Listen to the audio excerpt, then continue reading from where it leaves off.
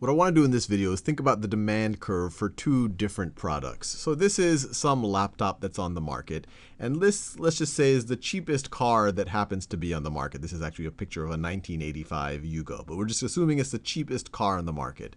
So let's just think about their hypothetical demand curves right now.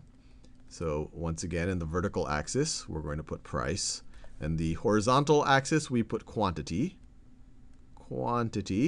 And then over here, let me do it for the same thing. So this is price, and this right over here is quantity. And both of them satisfy the law of demand. If the price is really high, the quantity demanded is going to be really low for the laptop. And so it might be right over there. And if the price is low, the quantity demanded is going to increase. So the demand curve might look something like that. And it doesn't have to be a curve, or it doesn't have to be a line. It could be a curve. It could be anything like that. So that is the current demand for the laptop. So this is the current demand, all else equal. So we're not talking about shifting any of those other factors that we've been talking about in the last few videos. Now we could draw a similar demand curve for this very cheap automobile. If the price is high, very few people are going to want to buy it. And I'm not going to even specify what the price is, but this is a general idea. If the price is higher, fewer people are going to want to buy it. If the price is lower, more people are going to want to buy it. So its demand curve will also have this shape. From the top left to the bottom right, it satisfies the law of demand. So once again, that is the current demand. Now let's think about how the demand for each of these goods might change depending on changes in income. So we're going to focus on the income factor, the income effect for this video, and see how these two products might change. So let's assume that income in the general population goes up. So for something like a laptop, wow, if more people are making more money, especially in real terms, they have more money to spend, well, at any given price point, there's going to be a higher quantity that's demanded. At any given price point, higher quantity demanded. At any price point, a higher quantity demanded. And so if income goes up for this laptop, the demand will increase. And the way we show demand increasing is the whole curve shifts to the right. So this right over here, demand increased.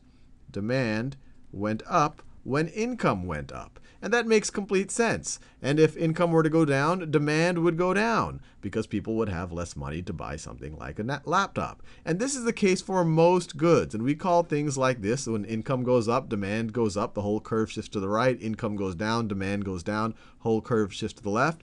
We call this a normal good. So this right over here is a normal good. Now let's think about what happens with the cheapest car on the market. And let's assume that we are in a developed country where almost everyone has some form of a car. Now, what happens when income goes up? So people have more money, but are they going to spend that money buying the cheapest car on the market? Well, in most cases, if income goes up generally, people say, well, I have a little bit more money now. Maybe I'll buy a slightly nicer car.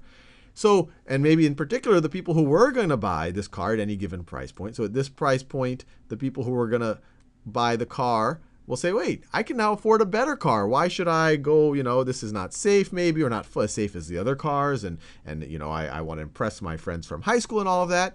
So something very strange might happen for this car, right? For the demand for this car. It actually will decrease. So the whole curve could shift to the left. So income did a very strange thing for this good. Because income increasing made people say, hey, you know what? I could trade out of this good. I could get a good that I'd rather have than just getting more of this thing right over here. Demand went down. And goods like this we call inferior goods. Inferior goods. And the general way to think about inferior goods are the goods that people will want to not own if they had more money. They would want to buy, I guess, less inferior goods. Or another way to think about it is, if income were to go down, if income were to go down and more people are budget strapped and they can't afford the Mercedes-Benz or the BMW or even the mid-size sedan anymore, so if incomes were to go down and things were to get tighter, more people would want this car. More people would have to trade down to this because they're strapped, they're tightening their belts. And so you would have the strange situation where if income goes down, demand would go up for this thing. So income goes down, demand goes up. And remember, when we're talking about demand, we're talking about the entire shifting of the curve. At any given price point, the quantity demanded will go up because this is we're assuming it's the cheapest car on the market. So, and likewise, if income were to go down, for a normal good, it would do what you expect. Demand would go down. So an inferior good does the opposite of a normal good, and that's when we're talking about the income effect, and this is important, when we're talking about the income effect, an inferior good will do the opposite of a normal good, and that's because people want to trade out of it when their income goes up, or they don't want to buy it, they want to buy something nicer, and when income goes down, they say, oh, I have to buy this thing, so let me just do it.